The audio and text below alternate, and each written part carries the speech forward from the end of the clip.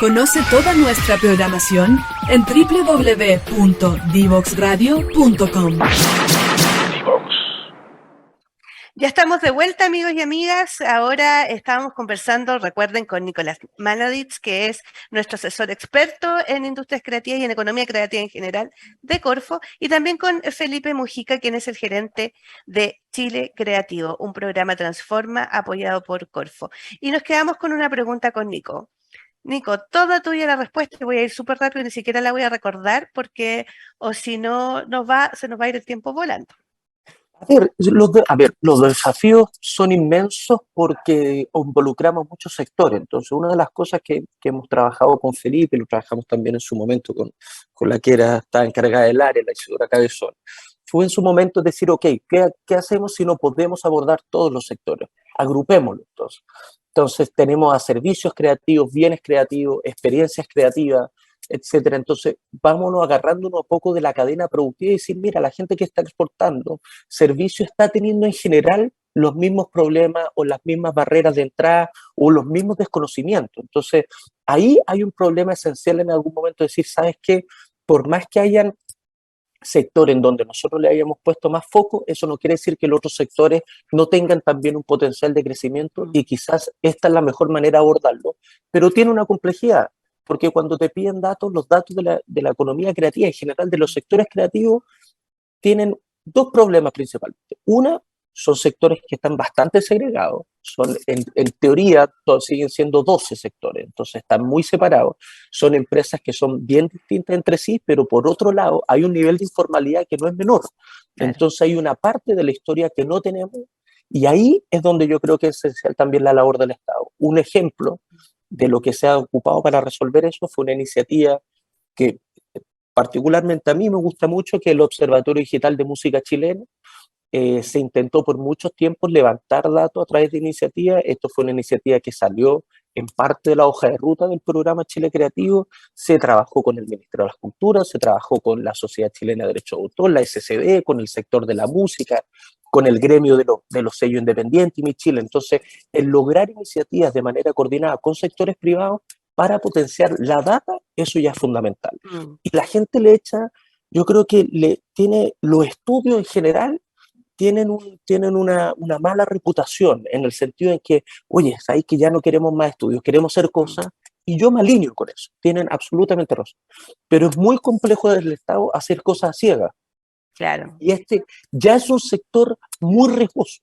Yo me atrevería a decir que de los sectores más riesgosos que uno puede considerar en un modelo económico, porque hay muchas cosas que se basan en una idea, hay muchas cosas que tienen que ver con una corazonada, más que con algo estrictamente monetario, y el hacer esa apuesta en instituciones como la Corfo sigue siendo muy complejo. Entonces, cualquier data que nosotros podamos levantar con respecto a qué funcionó, qué no funcionó, quiénes son esos actores, dónde se están repartiendo en todo el territorio, siempre va a ser fundamental para generar políticas públicas para poderlo apoyar de manera mucho más eficiente y más coordinada.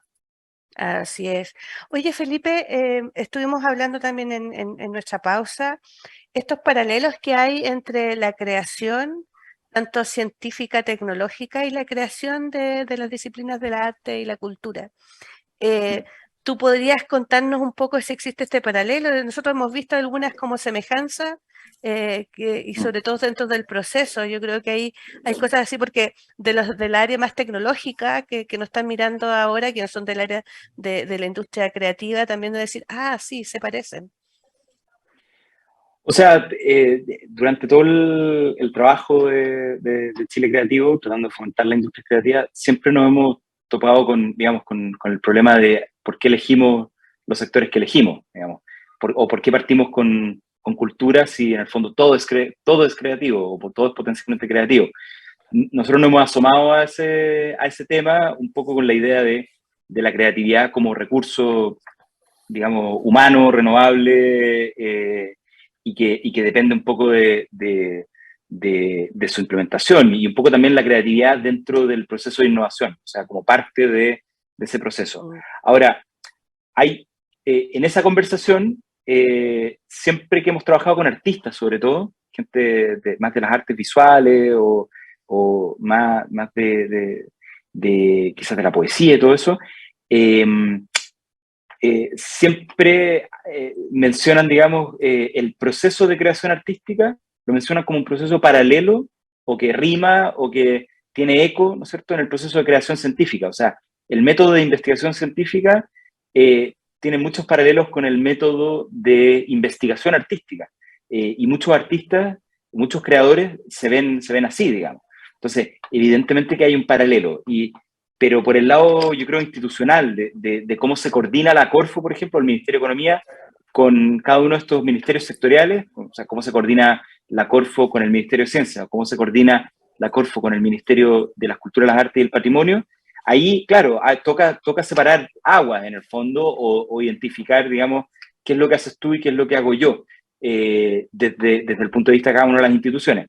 Entonces, claro, ¿qué es lo que hace la Corfo en economía creativa, por ejemplo? Bueno, atiende preferentemente, no exclusivamente, preferentemente a los negocios o a los sectores o a los proyectos que tienen que ver con dos cosas. Uno, que están más cerca del mercado, probablemente con el sector publicitario, con el sector diseño, con el sector, digamos, de los espectáculos, cosas que están más cerca del mercado. No es que no tengan creatividad, sino que proporcionalmente, ¿no es cierto?, el valor simbólico, el valor creativo, está acompañado de un montón de otras cosas que tienen más que ver con el mercado.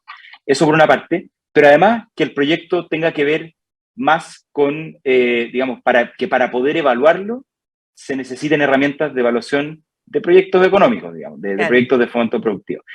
Eso en contraposición a, y después podemos hacer el paralelo con ciencia, eso en contraposición a sectores o actividades que el componente económico no es tan importante, como por ejemplo un proyecto de creación artística o qué sé yo, de una recopilación por ejemplo, de un compendio, ¿no es cierto?, de literatura o un estudio sobre la influencia del cine de un autor, ¿no es cierto?, ya, digamos, ya que forma parte del patrimonio cinematográfico, ¿no es cierto? Si son proyectos que para evaluarlos, en el fondo, el criterio que prima no es, y las herramientas que priman, no es la evaluación de impacto económico, por ejemplo, o de rentabilidad social, como puede pasar en Corfo, y lo que se necesita es un criterio de evaluación artístico, creativo, cultural, perdón, esos son preferentemente del ámbito de la política cultural. Yo creo que ahí es quizás, y todo lo que está entre medio es potencialmente un ámbito de colaboración y de coordinación entre la Corfo y Cultura, por ejemplo. Y eso es lo que un poco el vicepresidente ha podido el transmitir. vicepresidente de Corfo ha podido transmitir, digamos. O sea, tratemos de encontrar esos espacios donde se juntan las dos cosas. Y en este yo creo que paciencia, que tú lo conoces mejor que nadie, digamos, eso es quizás más difícil en algunas veces de definir o de coordinar. Así es. Lo que pasa también ahí, solamente antes de seguir con Nico, es que también los artistas como los científicos puros, dicen, yo no me voy a vender al mercado. Ese como paradigma que tienen. Claro. Pero hay algunos que, si bien son investigadores y artistas, pueden migrar también a tener y enseñarles, darles herramientas, decir, oye, está bien, esta creación puede tener un valor económico también. Y no todos van a migrar hacia el mercado o hacia este aspecto, pero en esa parte gris es donde existe la colaboración. Nico, yo te quería preguntar también, porque estamos en la revolución de los técnicos, así como las revoluciones digitales, ¿cuál crees tú que es el rol y el impacto que tiene la educación técnica profesional en esta economía creativa? O sea, es absolutamente fundamental y cada vez se está haciendo más esencial. Yo creo que el gran desafío que tiene la academia y tanto la academia como nuestras instituciones públicas ligadas a la educación, es que tengan que hacer un análisis que van a tener una malla, sea la malla curricular que sea, que va a cambiar de un año a otro. Y vamos a tener que generar un modelo en las industrias creativas para permitir esa flexibilidad, ¿ya?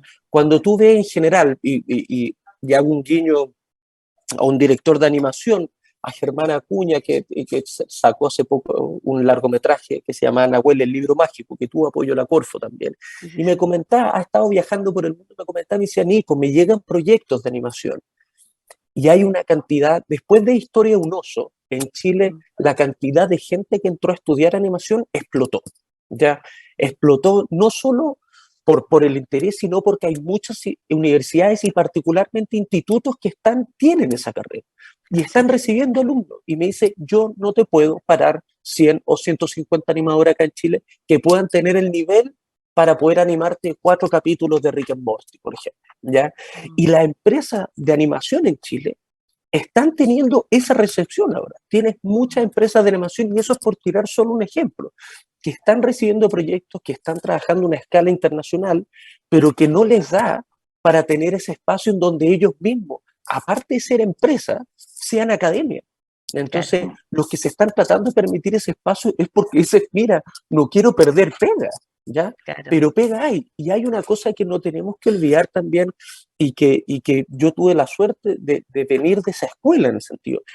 La industria creativa, y yo me atrevo a decir que en prácticamente todas sus disciplinas, es oficio, ¿ya? Entonces estás lo que aprendes, pero estás lo que haces. Y la única manera de que seas bueno en esto es haciendo. Como decía un guionista muy famoso, usted quiere ser guionista, sí, escriba. El resto le podemos enseñar y todo el cuento. Entonces, ¿cómo puedes congeniar con la academia y con las empresas privadas también alguna especie de sistema de práctica constante que no solo te enseñe la parte? Yo creo que el pensamiento crítico para todos los técnicos en general es una herramienta fundamental para desarrollarte la industria creativa. Pero si solo nos quedamos en el pensamiento crítico y no aplicamos ese pensamiento crítico a nuestra técnica, vamos a generar profesionales que eventualmente se van a frustrar porque no van a encontrar en el mercado laboral un espacio para poder desarrollarse con justa razón. Entonces, claro, hay que lograr algo ahí, esa conexión que puedan hacerlo, sobre todo en las tecnologías que mencionaba Felipe, la cantidad de oportunidades que están surgiendo con estos software que permiten renderización en tiempo real para el mundo del diseño, para el mundo audiovisual, animación, ilustración, etcétera, se están volviendo fundamentales no solo para la industria creativa, sino para otras industrias que viven en la inmediatez. La gente ya no quiere esperar que tú le desarrolles algo en una semana, quieren ver si es que pueden visualizar algo en tiempo real, y las tecnologías ahora lo están permitiendo, pero la tecnología sin alguien detrás, la verdad es que no tiene mucho valor. Y tú tuviste un punto fundamental para la educación técnica. La educación técnica es el hacer, es el más cercano a la practicidad. No tenemos que esperar 5 o 6 años que un ingeniero o algún profesional universitario salga de la universidad, sino que está ahí, está a puertas de adquirir conocimiento. Y también algo que nosotros hablamos harto, el creerse el cuento, porque siempre hemos visto la educación superior técnica profesional como aquellas que son realmente es porque no te tocó y no pudiste, o un montón de peros, pero sin embargo el valor que tiene es lo importante. Felipe, quiero ir contigo ahora para preguntarte sobre lo que se viene para Chile Creativo en este año 2022 que se acaba, y sobre todo para el 2023. ¿Cuál es el gran desafío, y cómo nos podemos convocar también a estos técnicos revolucionarios para poder subirse a este carro? Mira, principalmente en lo que estamos ahora es trabajando con el BID en armar una nueva hoja de ruta. Como te decía al principio, esta lista de compra de chopper, de proyectos, ¿no es cierto?, que cada programa tiene que impulsar. La verdad es que fuimos muy rápido, y en vez de demorarnos los 10 años que teníamos que demorarnos, nos demoramos 5. Entonces, estamos listos para un nuevo desafío.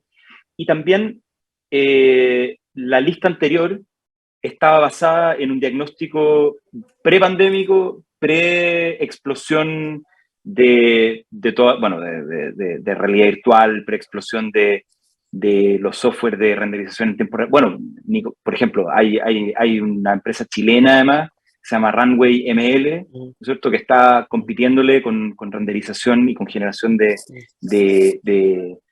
contenidos con inteligencia artificial, peleándole, ¿no es cierto?, a gigantes como Avid, ¿no es cierto?, Final Cut.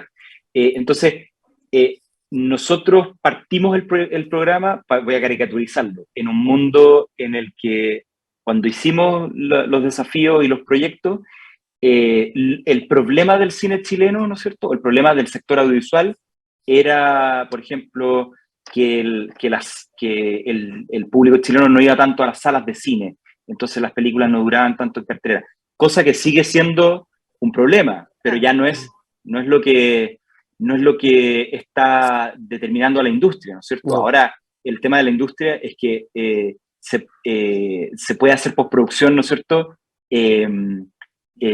Potencialmente en cualquier parte del mundo. La pregunta es cómo somos más competitivos, es decir, cómo tenemos un ejército, ¿no es cierto?, de gente que sabe trabajar en equipo, cosa que no te enseña YouTube, digamos, no te lo enseña un MOOC, ¿no es cierto? No es que uno pueda ver un tutorial y aprender a trabajar en equipo, eso te lo enseña trabajar con más gente dentro de la universidad, dentro de un IP, ¿no es cierto? O dentro de un contexto, ¿no es cierto?, social, y por eso me alegro mucho que hayamos vuelto, digamos, de la pandemia a vernos las caras, y eso es fundamental.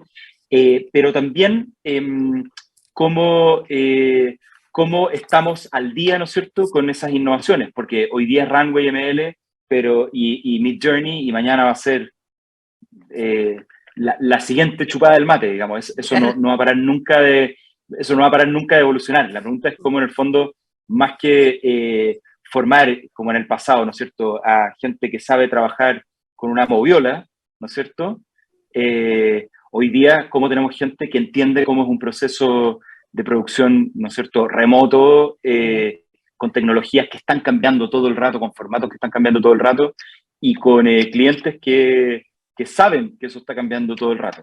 Oye, por cierto, dije lo del cine, pero eso sigue siendo verdad. Vayan al cine a ver películas, a ver cine chileno, porque efectivamente lo sacan de cartelera. Hoy se estrena la película que va a ir a representar a los premios Goya en España, a Chile, que es 1976, la primera producción de Manuela Martelli. Se acordarán de Machuca, ¿no es cierto? Y hoy la protagonista, Lalín Kuppenheim, pedía, por favor, que fueran al cine, y ojalá en la semana, que es cuando más marca puntos, claro, para renovarla en cartelera. Así que anótense, ir al cine a ver 1976 para apoyar al cine chileno. Pero respecto a los desafíos, sí, un poco lo que decía. Tiene harto que ver con cómo va avanzando el tema de los software, y también hay una oportunidad súper grande para el sector creativo, sobre todo audiovisual, o el tema de la postproducción, con el metaverso, con la cultura de streaming que estamos viviendo ahora mismo. Estamos acompañados acá por un equipo que está detrás de cámaras, ¿no es cierto?, atrás de Zoom, haciendo todo el switcheo y guiándonos. Todas las industrias, la que ustedes se imaginen, hoy como nunca necesitan a técnicos del mundo creativo. O sea, se necesita ilustradores, gente que haga animación, gente que haga GIF, para una compañía de la industria que sea, digamos, de la industria inmobiliaria, audiovisual, salud. Todo está trabajando con audiovisual, y va a ser cada vez más necesario tener gente que sepa, por ejemplo, programar entornos virtuales en Unreal, que sepa switchear, que sepa diseño gráfico para comunicar. O sea, vivimos en un mundo cada vez más visual o multimedia, ¿no es cierto? Cosa que lo escuchábamos antes, pero hoy día es más verdad, hoy día es un poco más verdad que antes, y un poco más urgente, digamos. Estamos viviendo en serio. Oye, chiquillos, se nos acaba el tiempo, pero antes le voy a pedir a la Conita que está por detrás, que es la que nos manda, un par de minutos más que nos preste, porque quiero que nos den un mensaje, Nico, un mensaje a estos técnicos revolucionarios que les pueda quedar, y darle, como desde Nico, este experto en industrias creativas y economía creativa desde la Corfo. Tu mensaje, y después con Felipe. No, mi mensaje es que oportunidad que tengan, que puedan desarrollarse profesionalmente haciendo proyectos, independientemente del tamaño de estos, la tomen. Agarrarme un poco lo que dice Felipe, el trabajar en equipo en distintas industrias, incluso las industrias creativas que te permiten hacer cosas de manera individual, es de suma importancia para poder insertarse en un mercado, el estar atento a nuevas iniciativas. No, y es raro que lo diga yo veniendo un fondo, pero yo sé que de repente nosotros en las instituciones tratamos de empaquetar un poco los tipos de proyectos, en objetivos, en justificación, etcétera, y está bien, porque es el modelo que necesitamos. Pero inicialmente, más que preocuparse de eso, es desarrollar el oficio que les compete, desarrollar la pasión que tienen. Yo soy un convencido que la gente, y los estudios lo avalan, que la gente que trabaja en lo que quiere, que es apasionada por lo que hace, es gente más productiva. La gente que es feliz haciendo su trabajo es gente más productiva, es gente que está desarrollando más cosas. Los invito a tomar todas las pegas que tengan, independientemente si algunas son más lateras que las otras.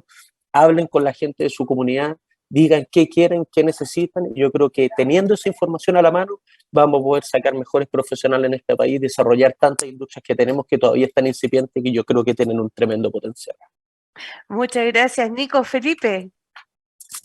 Yo me sumo a las palabras de Nico. Yo creo que si algo hemos podido ver en estos 5 años y medio de Chile Creativo y de la Corfo insertándose en la economía creativa, lo que hemos podido ver es que, como dice el dicho, hay un chileno en todas partes. Y hemos encontrado animadores en Irlanda, hemos encontrado gente que pasó de hacer audiovisual a inventar software y ahora están en Nueva York levantando fondos, ¿no es cierto?, para financiar estos monstruos, competencias, ¿no es cierto?, de grandes estandartes de la industria de software para creación de efectos. O sea, todo eso lo hemos tratado de ir recopilando, lo que vamos pillando. Por favor, mándenos si saben de más cosas, pero lo hemos ido recopilando en Talento Chile, una cuenta en Instagram, porque es tanto, o sea, siempre hay un chileno en todas partes, son súper innovadores y sobre todo, a diferencia de quizás otros años, digamos, otras décadas, otros paradigmas de Chile como identidad nacional, somos súper competitivos. O sea, no tenemos nada que envidiar a gente de talla mundial y, como les digo, hay que creerse un poquito el cuento de que somos capaces de ser proveedores de talla mundial y de estar mostrando, ¿no es cierto?, trabajos grosos como lo está haciendo, me estoy acordando, uno de los, por ejemplo, John Jacobsen, por ejemplo, que está en Portugal y hace unas cosas tremendas en fotografía, ¿no es cierto?, muy, muy de vanguardia y con un buen ojo en la industria, tanto en la industria como en el oficio. Entonces, no hay que tener miedo de hacer negocios, digamos, de trabajar para el mercado,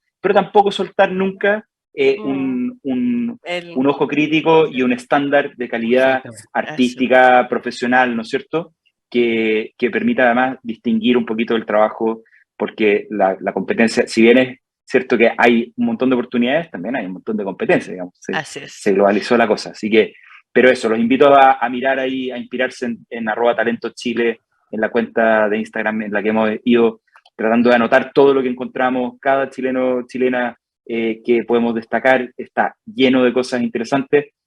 Échenle una mirada y súmense, o avísennos, porque siempre estamos atentos a eso. Ahora nos mandaron a la pausa, pero chiquillos, agradecía un montón, nos quedaron un montón de temas, pero seguro nos vamos a ver en otra oportunidad más adelante en Revolución de los Técnicos. Así que un abrazo y ustedes no se desconecten, vamos a esta última pausa. Divoxradio.com, codiseñando el futuro.